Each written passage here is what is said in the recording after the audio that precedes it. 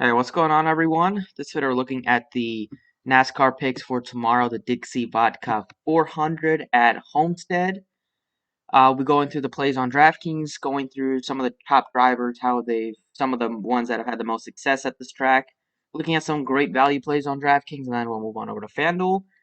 So let's get right into it. Before we get started, I would appreciate if you would hit the like button on the video and subscribe if you have not already.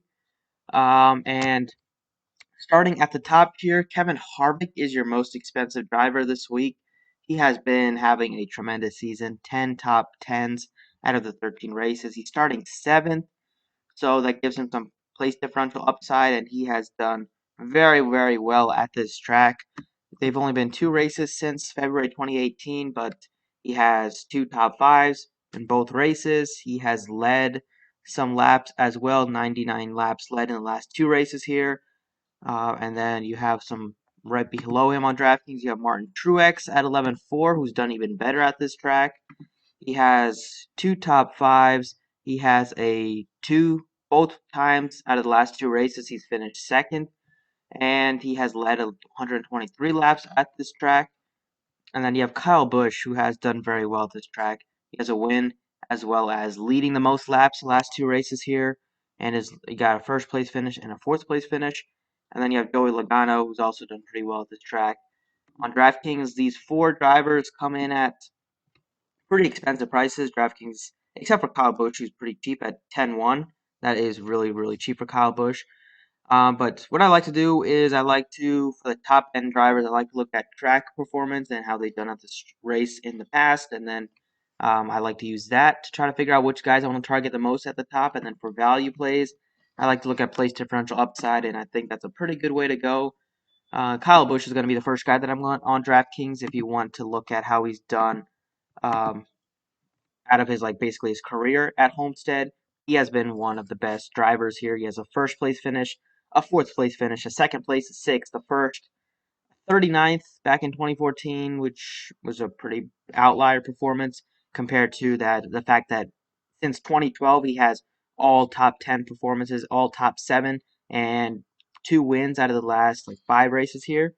So Kyle Busch coming in at 10-1. I know he let a lot of people down last last week. But I think this is a great spot for him to get back on track. And at 10-1, that just doesn't make a ton of sense. His price is too cheap, considering how well he's done at this track. And then I'd say, you have Martin Truex looking very, very solid. I think you're probably going to want to pick between Truex or Harvick.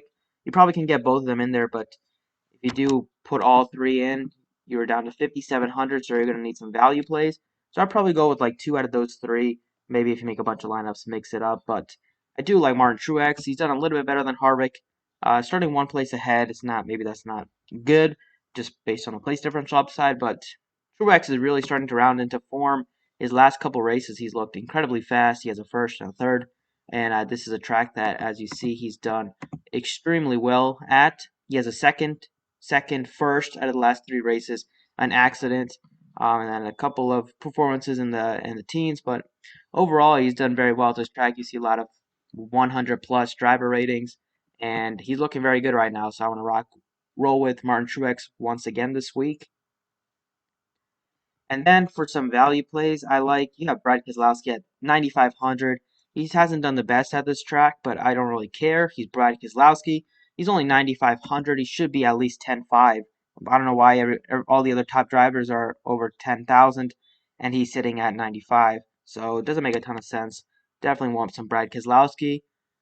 Christopher Bell looks a little bit too expensive. He's starting 36, but would you play Christopher Bell starting 36, or would you play Ty Dillon at 6,700 starting 32nd. You have Cole Custer at starting 35th at 6,000.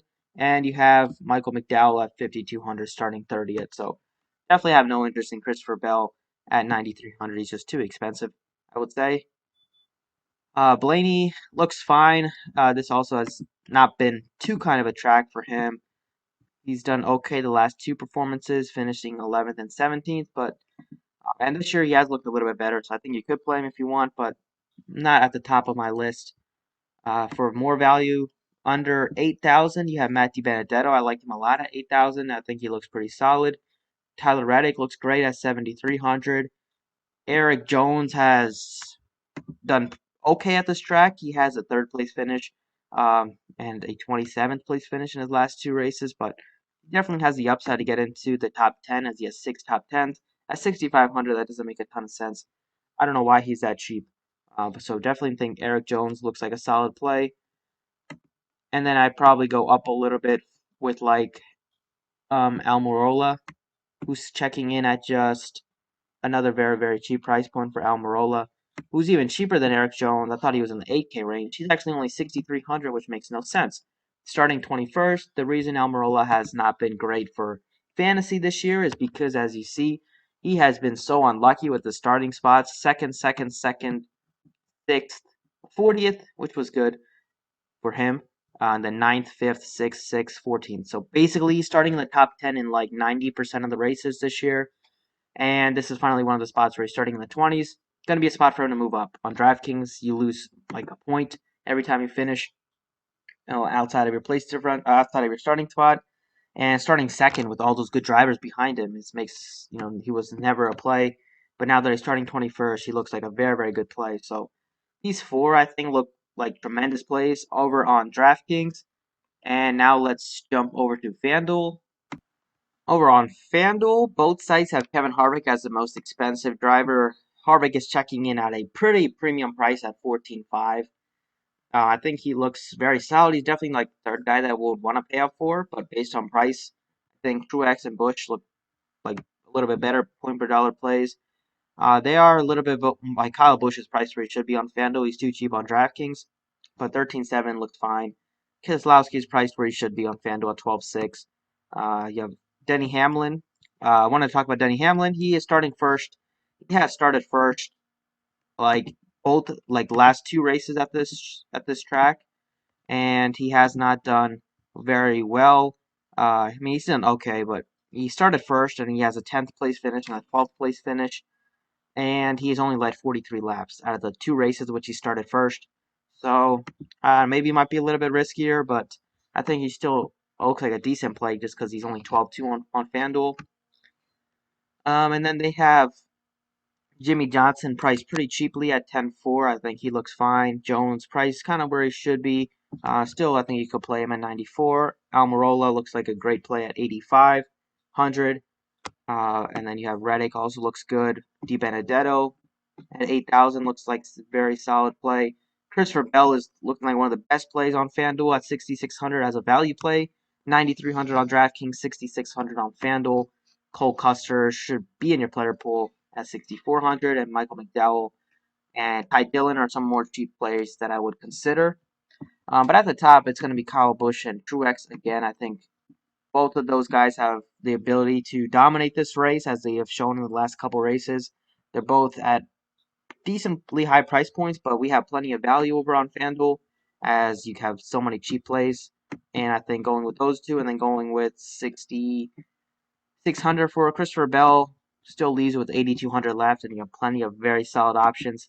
In the 8K range, you could even go cheap with a 6K player and go up for another 10K player if you want. But these three, I think, look like great building blocks over on FanDuel. So that is all for the video. I hope you guys enjoyed it. Please be sure to drop a like if you did. It means a lot. Thank you for watching, and good luck tonight.